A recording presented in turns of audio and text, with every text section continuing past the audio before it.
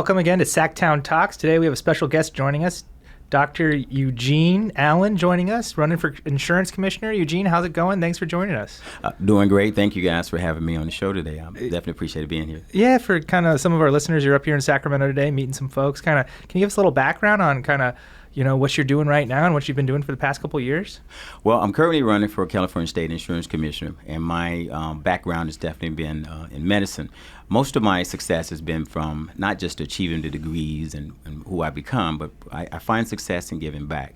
For the past 18 years, I've been doing things for the community, such as turkey giveaway. I actually give toys to the local schools.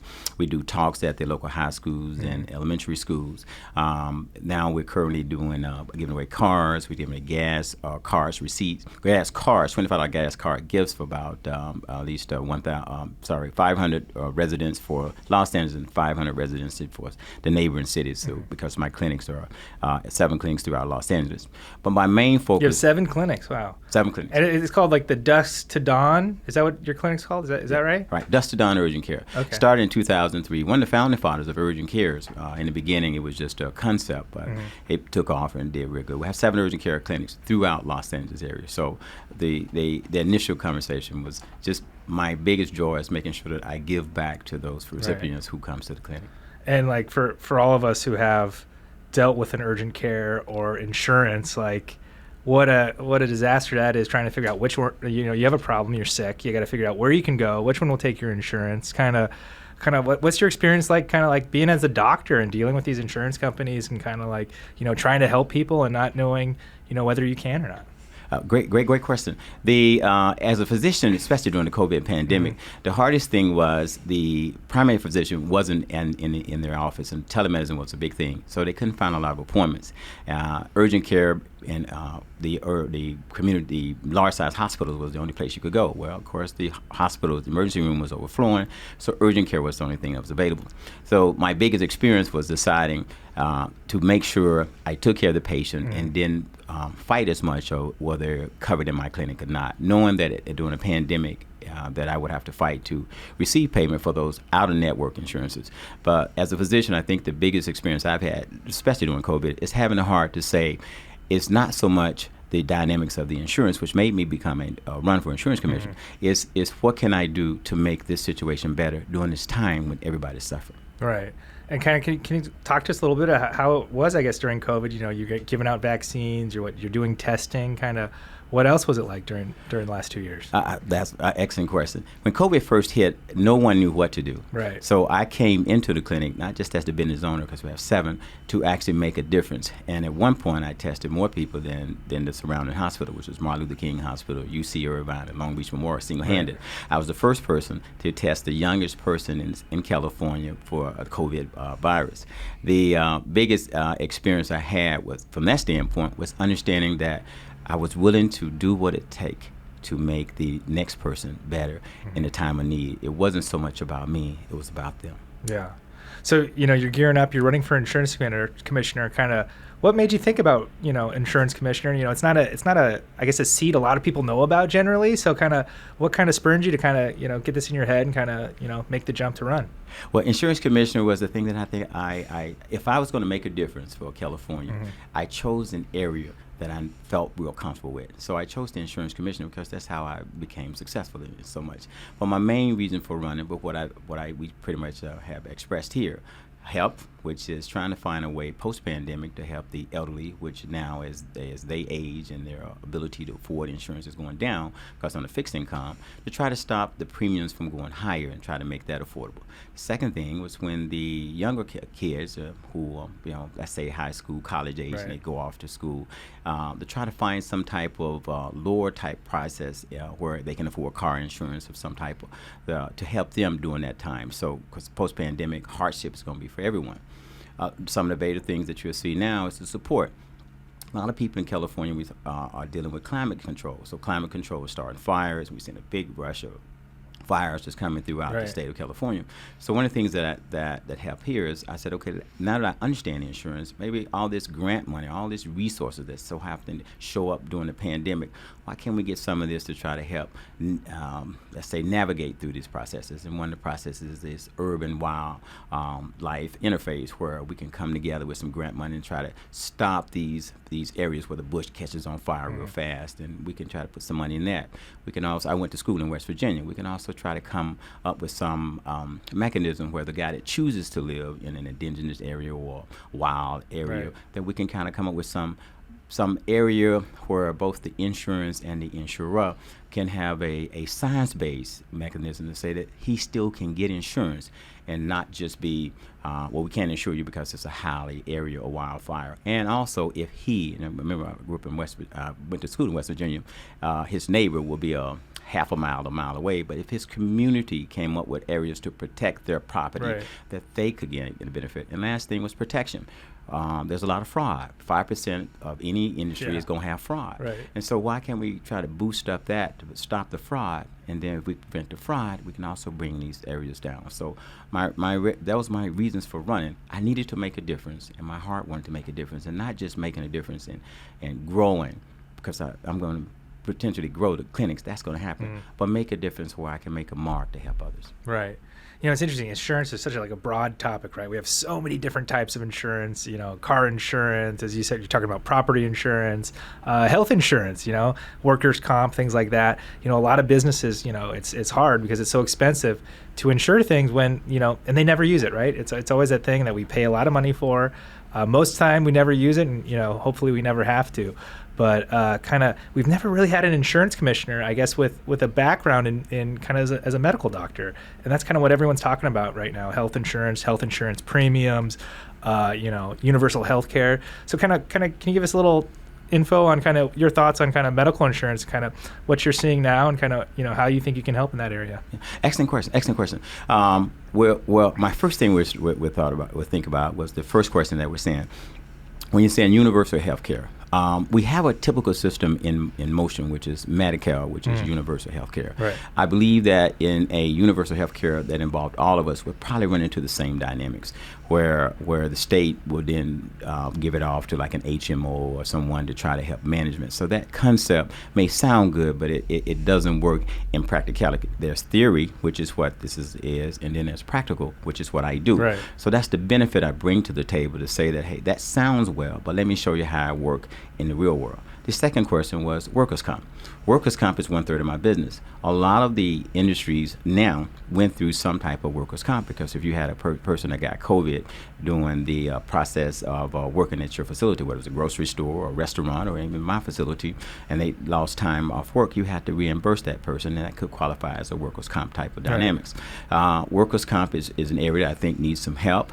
Definitely, I think needs some help, and I can give you some great ideas on that, but I do understand workers' comp. And lastly, I think the marketplace, which means that as a business owner, it should be some discount rate if I bring you 50 employees to your marketplace, no matter what that is. Right. That's I won't call any names, just I don't want to really offend anyone, but a global pool, and we'll call that global pool X, and X would be, let's say X is Michael's Insurance. So if I bring Michael's Insurance, a global pool of all my employees and all the rest of the employees, then that rate should be lower. So whereas this individual now, because minimum wage has went from up to $15 an hour. Right. So since minimum wage is $15 an hour, but coffee has increased and the cost of living has increased, then you didn't really help me with the $15 an hour.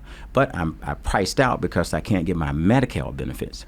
So this individual should also be able to tap into that marketplace that we've established at Michael's Insurance, and still be able to get insurance. Now, that's not the Affordable Care Act, or what we call Cover California. This is a different marketplace, which allows that individual who's a college student or who just, 21 years old, and mom, I can't qualify for Medi-Cal anymore, but I'm out of school. Right. So I'd rather buy and do things other than pay this tremendous amount of money for HMO plan. This marketplace I can tap into for $20 a month or $50 a month, and still have some coverage, and not feel like if something happened, I'm gonna end up in a bad situation, which is, could be county or no insurance, or either by the time I go to the doctor, my health is really down. So I believe as insurance commissioner, these are things that I like to bring to the table when we start talking about healthcare in the form of insurance. Right. It's interesting. We have two like well-known Democratic legislators kind of going at it right now in the race for insurance commissioner, and here you are coming in, and it's kind of been kind of mudslingy, kind of dirty. Kind of, what's your take on kind of the race so far, and kind of what campaign are you looking to run? I don't believe in negative energy. I think if you throw mud, you can't be mad if mud comes back at you. Right. Remember, there's old saying that be careful to spit out the window because it might come back and hit you in the face. So you want to be careful. We won't do negative ads. I can say this, and I can say it with all the pride that I have. I did not become successful because people praised me. I probably had a lot of negative energy that was thrown at me. But through positivity, you overcome that. So as they're fighting and doing things to the left, I'm going to stay in the middle where you will be able to see my genuinely kind and love for my profession. See, and I always say that my history, along with my verse, speaks for itself. This is just who I am, and I've been this way since I got out of residency in terms of making a difference and being an honest guy. Yeah. So, it's kind of interesting when we were talking about insurance, there's like government involvement, you got federal, laws as well. Kind of, how do you see kind of working, as insurance commissioner, kind of dealing with the state and, these private insurance companies? The most beautiful thing I can say from that question is I understand private insurance because I own a business. Right. And I understand state insurance because I also understand the employee standpoint of the business. I think the mediator between the two is what we need. Private insurance still must exist. We cannot say that these guys can't have any profit. The profit then can be given back to the population in terms of a discount rate. Mm-hmm. State insurance is a separate. They're going to always have a reason to say cut back, cut back, cut back. And those prices now usually paid in dividends to the state, but cut back from the physician standpoint. So the cost of seeing the patient went from $21 for a Medicare patient to $18. And now the physicians are angry in the state type program. I think if we can have a conversation from practicality, which means that this works for both parties, we can then have a happy medium between the two and not the separation, because private insurance is not our enemy. Mm-hmm. They're designed for great care, and state insurance is not the bottom of the barrel. Matter of fact, Medi-Cal benefits outweigh every payer and it's called Medicaid outside of California, every payer in the entire state, in the entire country. Let me just make that clear, in the entire country. Right. So let's fast forward to November. Let's think positively. You're elected as insurance commissioner. What's the first 100 days of Dr. Allen's days in the office look like? I love that. That's probably the most beautiful thing you can say. Team building. See, when you walk in as a stranger, everyone's going to see you. Who's this guy? What is he about? Does he have an agenda? Oh my God, does he know what he's talking about? Because you have people that have been in the California Department of Insurance for years. Right. You walk in as a new guy, especially if you're a younger guy, so they don't know what you're about. Team building. Team building. I'm nothing without the people around me. I'm not here to do anything but say, how can we do this together? Some type of motivation too. The guys that produce the most, let's give them some benefits. The one that's most improved, let's give them some award. The first 100 days should be establishing a relationship with the people that work for me, knowing that we can do this together. Not jumping out on a policy and we're waving some flags and we're going to go. No, I have to have a group, just like a football coach or baseball coach. Practice, then play. That'll be my first 100 days. Of course, now I'm going to deal with the issues that's facing the state.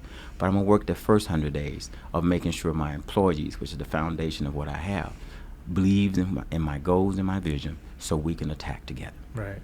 You kind of touched upon this earlier. You're talking about wildfires and kind of remote areas, but it's really tough for some of these people out in rural California to get insurance. Kind of, what's your plan to kind of deal with climate change and, helping these people gain insurance out there in these rural areas? Good. I know your questions is outstanding, brilliant. Now, climate change, as much as we fight it, that's going to happen. Mm-hmm. It's going to get hotter, and things are going to continue to progress in that area. So there's ways to kind of offset that. So if it's getting hotter, then we'll move away from fossil fuel and go more to the electrical panels that you're seeing, where we can then offer some benefits for solar type energy. These are type of things that I think we can do in a rural area or areas where we can move away from fossil fuel. Maybe even if it's electronic type of cars. Most of the cars are not electrical cars. Right. But ways to actually offset climate change will be my way of trying to at least facilitate some of the growth in those areas, because West Virginia was rural Appalachia, if you will. Now, with that in mind, now I can come to the insurer, the person who's there, and say, hey, this is a high-risk area. I don't think I can insure this guy. Well, why not? Let's have a conversation. What if we come up with this, what we just talked about, this grant money to kind of stop the fires from prevailing into this guy's area? Because that's money available for that. It doesn't show up during COVID. And then what if he made certain provisions to his property in a community type effort? Now your risks are down. Grant you, they probably won't have the same rate as someone who doesn't have the same fire, and we have to be fair with that. Right. But at least now you become a insurable product for the insurers. So that's a way of kind of bridging the gap versus saying, I'm not going to do it, or singleizing that he made changes and now he wants a discount when it has to be a community effort, so the discount can be spread throughout that environment. Yeah, it's kind of funny. Like most people, I think, just if they think about the insurance commissioner, think of him just as a referee between insurance companies and the people they insure. But kind of talking with you, it's a lot broader, right? A lot of the things we touch upon and the effects, have effects on insurance, like climate change and things like that. So I think you're bringing a unique perspective to this and kind of looking outside the box, which is something new. I think being driven to this conversation. Absolutely. Another thing that we have to always consider too is remember. There are other factors that are bringing about increasing insurance. And you say, well, what are those things? Well, if you look now at the crime rate where people are breaking into windows and grabbing things of that nature, that's liability insurance. Right. And these people are losing those products. Of course, they're going to file them insurance and rates goes up.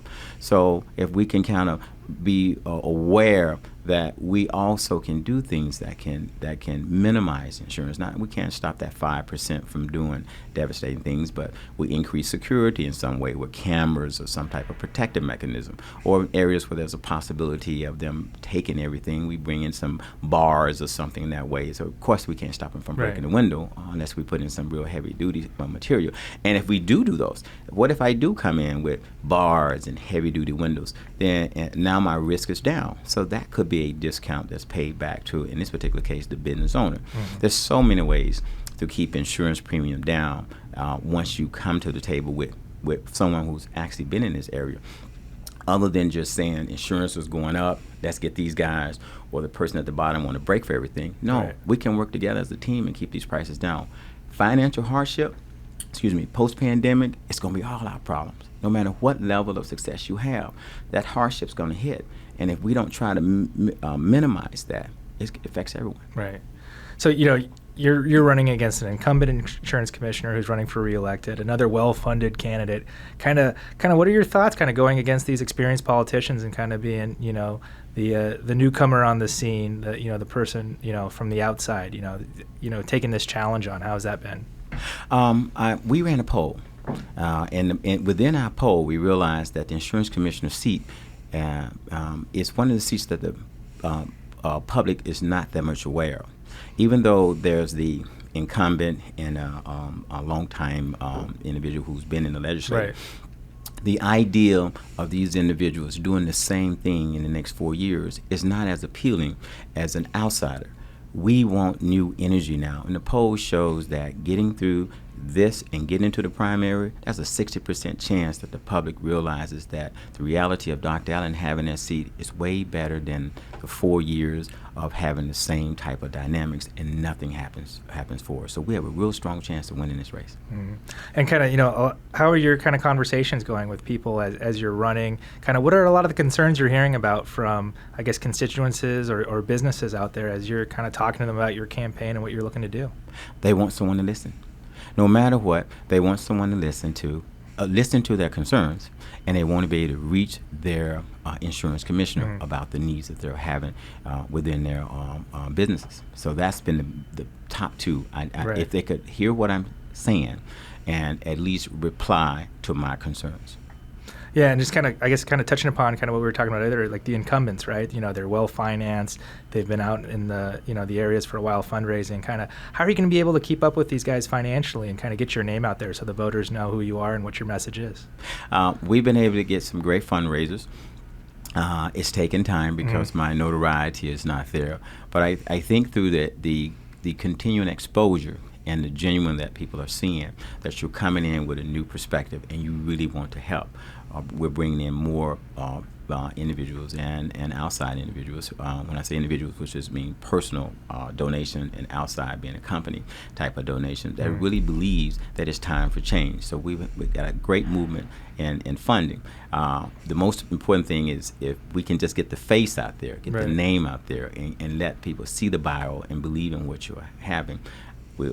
This race is ours. Yeah, campaigning, post-COVID is so different than previously, right? Everyone used to do radio and TV, and now it's all social media and all this kind of stuff. How are you using your campaign funds, and what are you finding is affecting the most people in outreach-wise? Great question. Most people now are spending hours and hours on their Facebook, Instagram, and Twitter accounts.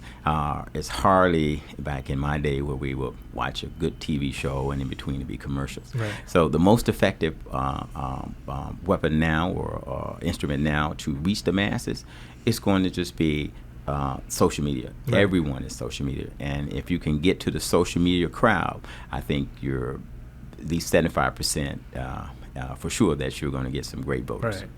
So, Dr. Allen, you have a business, you're a doctor, you have a family, and you're running for insurance commissioner. What do you do in your free time, if you have any? What are some of your favorite things I to do? I like that. Outside of my I say responsibilities, we'll call that. My physician life is responsibility of my family life, and I say this, and I wish this for everyone that's in the family. I love my family life. I truly love my family life. But I love coaching my son in sports. I love teaching my son and my children to ride bikes, and I love vacation.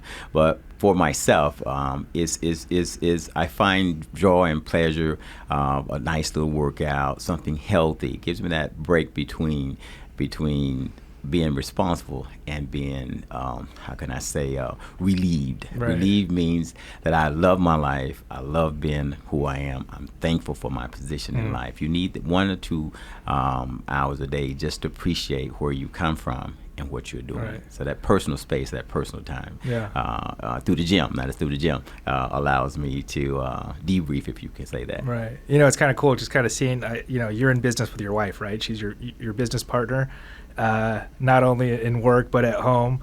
When your kids are sick or have an issue, and they go to you, and ask for a diagnosis, do they ever go to your wife for a second opinion? How does that back and forth work?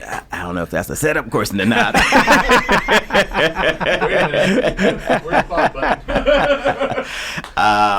My mom for the married couple is really the center of the house. No matter what mom say, you want to try to work with mom. I love mom to death, and I want to make sure she knows that. Mom and I had. Since we're both physicians, if we don't agree on the care for the kid, then we go to another doctor. We try not to diagnose our kids. I really listen to her. So we'll go to outside. We have our own pediatricians that we go to, so we're not biased and we can be happy at the house, and it kind of keep that down. But now it doesn't work if it's the iPad. So she says no on the iPad, and they'll find Dad and open the iPad. Now there's this discussion that he shouldn't have got his iPad because he didn't do his homework. So marriage life is beautiful. But you got to learn, if you want to stay married, you just work with your wife. She runs the house. I'm going to say that to all the married men that are happy with their marriage. That don't try to fight your wife. They don't anything. That's great. Well, awesome. Excited to see more and see how you do this primary. You're going to have to be busy, and we're excited to see you on the other side and hopefully have you again to hear how the race is going. Thank you so much for having me. I appreciate it. Awesome. All right. Good talking with you, Dr. Allen. We'll see you around. Thank you. Thanks.